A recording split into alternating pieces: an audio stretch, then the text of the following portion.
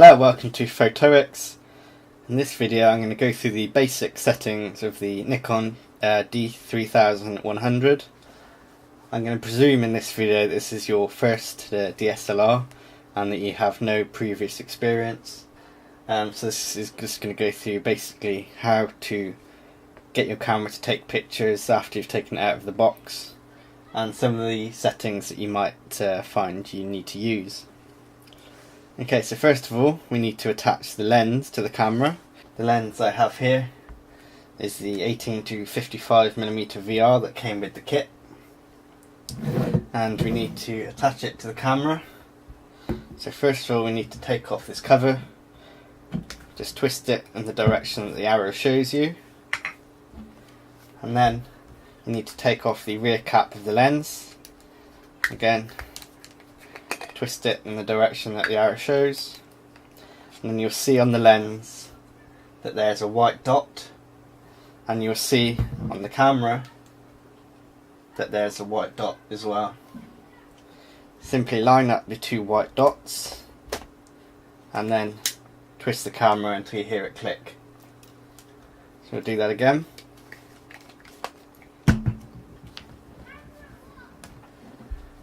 Line up the two white dots and then twist till you hear it click.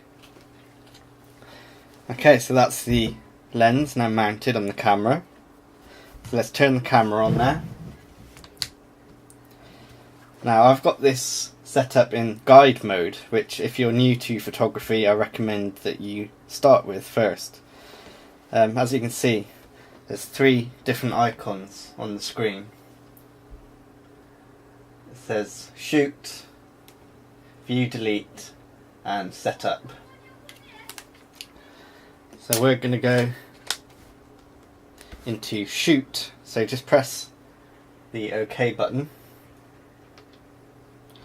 and you'll see it says easy operation, advanced operation or use a timer. So I'm going to go and press OK on easy operation, and then you'll get several different menu options again: auto, no flash, distant subjects, close-ups, sleeping faces, moving subjects, landscapes, portraits, night portrait. Now these are the sorts of types of photos that you might want to take. So choose the one that best suits the photo that you want to take, or if you're not really sure, go for auto. In this instance I'm just going to choose auto. The camera tells you then that the camera is now in auto mode. Simply press the shutter button to take pictures in almost any conditions. This means that the camera will set itself up for the optimum shooting of whatever subject you decide to take a picture of. And you've got two options again: more settings or start shooting. I'm going to click OK on start shooting, and then you get three more options: use the viewfinder, use live view or shoot movies. Now if you've never used a camera before, you might not be used to using the viewfinder, which is this piece here. So you might want to use live view, which displays the picture live on this big screen here. I'm going to go for use the viewfinder. I recommend that you try and get used to using the viewfinder. It's a much better way of working, I think. Okay, so once you press that, the info screen comes up, and this tells you all the information that you need to know about the settings on the camera.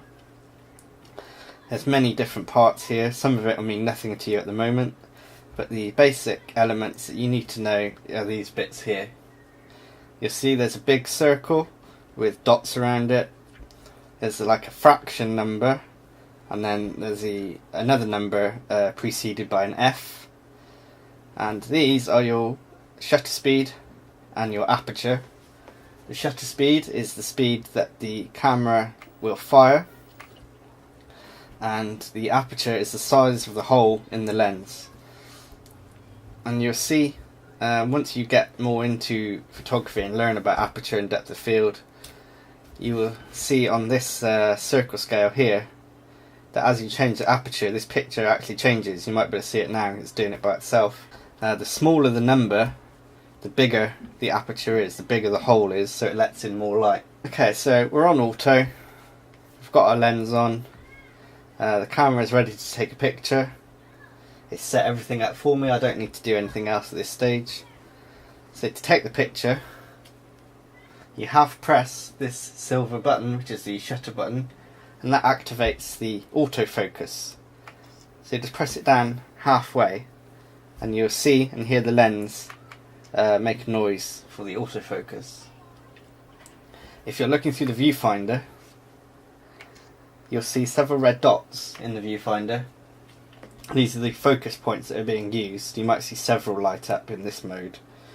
And if you look down in the bottom left hand corner, you should see a green dot come up when the subject is in focus, and it might even beep depending on how you've set your camera up. So once you've half pressed this shutter button down, press it the rest of the way. The flash might pop up if the camera feels it's necessary, and you can take the picture. So that's the really basic operation of the camera. That is how to take a picture without doing absolutely anything to the camera at all. You don't have to know anything about the settings, you don't have to know anything about photography. That's just a point and shoot. Let the camera do everything for you. Once you've decided that you want to advance your photography a bit further, you have several options available to you. You can either stay in this guide mode, and instead of choosing easy operation, you can choose advanced operation, and you see this will give you several more options of different types of photos to choose from. You see it says soften backgrounds, bring more into focus, freeze motion of people, freeze motion of vehicles, and show water flowing. If we press OK on soften backgrounds, this then tells you exactly how to do that. So in this occasion, the camera won't set it up for you, but it tells you exactly what to do to get the effect that you're after. For example, I press soften backgrounds and it's told me to choose the A mode, which is aperture priority, and then it tells me that the small value softens the backgrounds. So what it's telling me is to put the camera into the A, and then it's telling me to choose an aperture number, which remember was the number preceded by the F, to make it as low as possible. And you can see on the screen when I change this aperture, you can see, as I mentioned earlier, that hole there getting bigger and smaller. So remember, a smaller hole lets in less light, and a bigger hole lets in more light. On this particular lens, the lowest I can go is f3.5, and f3.5 will give me a nice soft background from the subject, as much as this lens can give. Obviously it's not going to be as good as, say, an f2.8 lens or an f1.8 lens, but for portraits and things like that, when your subject is further away from the background, that should make the background nice and smooth and out of focus. So once you've got yourself out of guide mode, which is the very basic takes you through step by step, you might want to advance into some of these other settings that we've got here.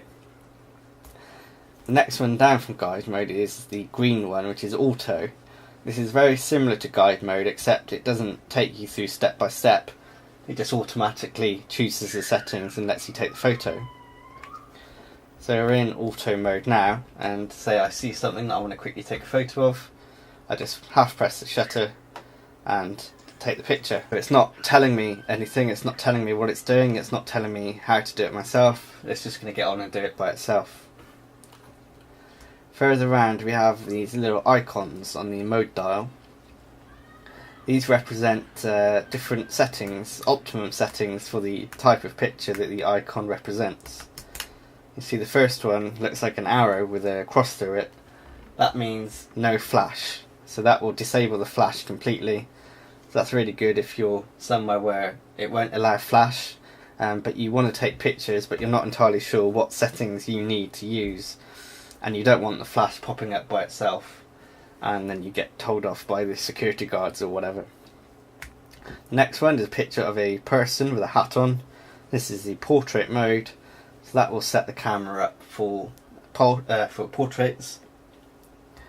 The next one is a picture of a mountain, so that's obviously for landscapes. So that'll set up the optimum settings for a landscape photo. The next one is a child, I think. So that's obviously pictures of children. And the next one is a running man, so that's your sport mode. That'll give you a really fast shutter speed to freeze motion. This next one often confuses people. It's a picture of a flower, but it's not flower mode or it's not plant mode or anything like that. This is actually macro mode, which in itself is quite deceiving as well. Many people think when they put the camera into macro mode, it's instantly going to allow them to shoot macro photographs, but that's not the case.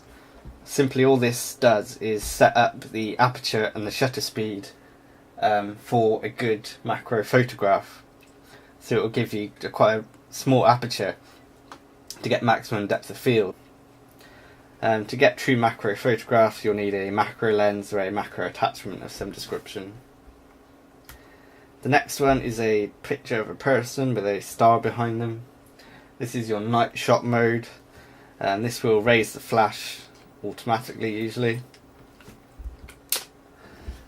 And that will fire the flash, but it will also keep the shutter speed quite slow, so the flash will expose the person or the subject, but you'll also get the ambient light of the background in to get a nice kind of balanced night shot.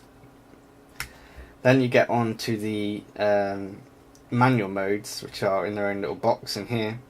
M is fully manual, where you choose your own shutter speed and your own aperture and every other setting. A we spoke about just now, which is aperture priority. You select the aperture of the camera and the camera selects the shutter speed. S is shutter priority. You choose the shutter speed and the camera selects the aperture. And then P is program auto. This is a kind of semi-automatic mode. It's a series of preset combinations of shutter speed and aperture that you can change. As you change, you can't change a separate thing, you can't change the aperture. You sort of go up in increments and it will automatically change both for you. And then back into guide mode. Okay, so that's all you need to know basically to start shooting with the camera. Any of these modes will get you a good photograph, but as you progress your photography and as you get used to the camera and learn what the different settings do, I recommend you start using the other modes that we have here, the M, A, S and P modes. They'll really help you get to grips with aperture and shutter speed, and it's good for you to practice with and to learn. That's the brilliant thing with digital, is you can take as many pictures as you like. You can always delete them if they're no good, and you don't have to wait for the film to be processed. You can see the results instantly. Okay, so I'll do another video shortly, more in depth into some of these different modes and different settings on the camera.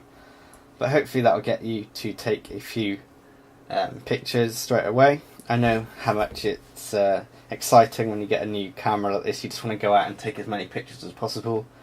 And often with a DSLR, the first few pictures you take you'll be really disappointed with, especially if you're used to a compact camera where it does everything for you and the pictures come out really good.